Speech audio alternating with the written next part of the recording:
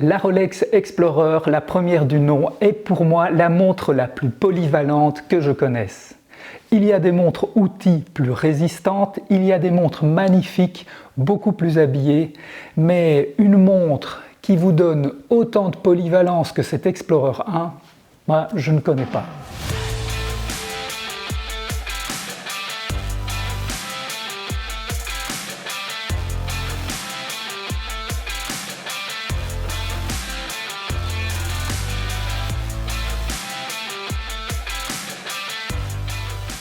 On a bien sûr tous nos curseurs qui varient par rapport à la robustesse, la lisibilité et aux critères qui nous permettent de dire qu'une montre est habillée.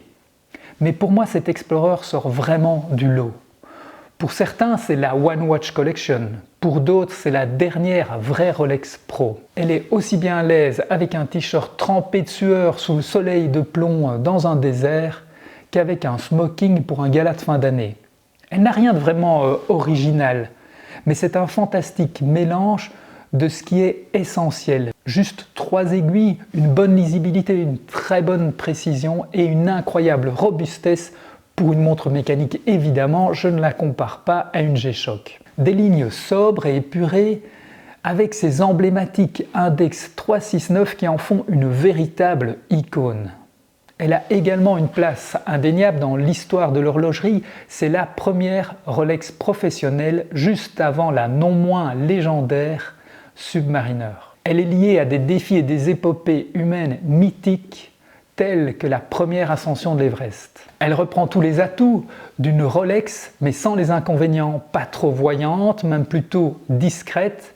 Pas identifiable Rolex, pas de couronne appliquée bien voyante à 12 heures sur le cadran et pas de cyclope qu'on repère à des kilomètres. Et concernant son prix, elle n'est pas donnée, mais c'est l'une des Rolex les plus abordables, surtout dans la gamme Pro. Et ça, tout en gardant les avantages d'une Rolex. Sa précision, qui reste entre plus 2 et moins 2 secondes par jour, une très bonne résistance au magnétisme, robuste face aux chocs et aux vibrations, une étanchéité jusqu'à 100 mètres avec une couronne vissée, l'acier Oyster Steel qui est un inox 904L principalement utilisé dans l'aérospatial et la chimie pour sa résistance à la corrosion. Elle a bien sûr un verre saphir résistant aux rayures, demande un minimum de maintenance, une valeur monétaire reconnue dans le monde entier et pour finir, un superbe confort au poignet. J'entends parfois dire que l'Explorer 369 est juste une Oyster perpétuelle déguisée.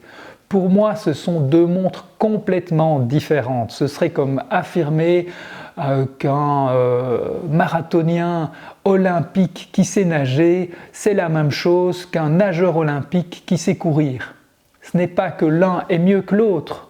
Ils sont complètement différents et surtout leurs objectifs sont diamétralement opposés. Et la clientèle ciblée est également complètement différente. La personne qui achète une Oyster perpétuelle aime, ou en tout cas ça ne la dérange pas, qu'on remarque qu'elle a une Rolex au poignet.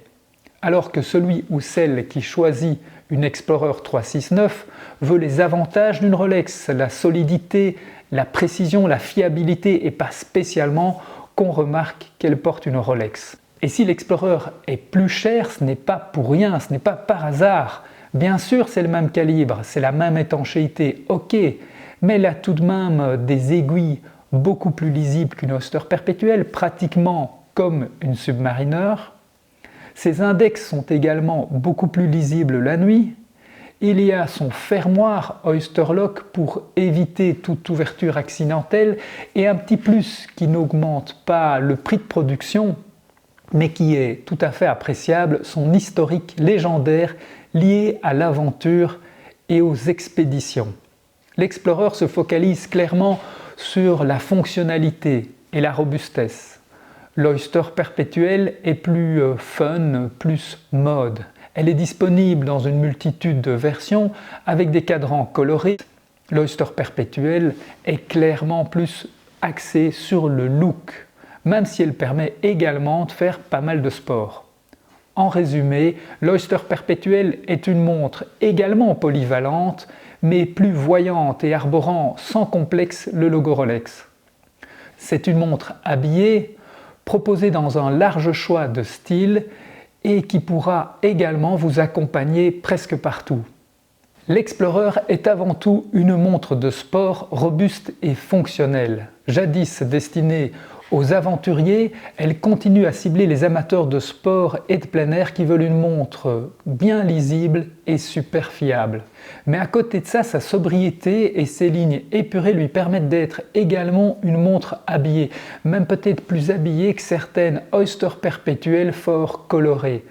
Certes très sympa, mais plus fun qu'habillé. Et voilà, je vous ai partagé mon avis sur la polyvalence de cet Explorer 1, sur ses différences avec l'Oyster perpétuel.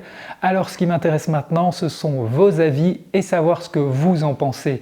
Écrivez-moi, partagez, likez, abonnez-vous si vous ne l'avez pas encore fait et si vous voulez voir d'autres vidéos de montres captivantes. Et il n'y a pas que les Rolex.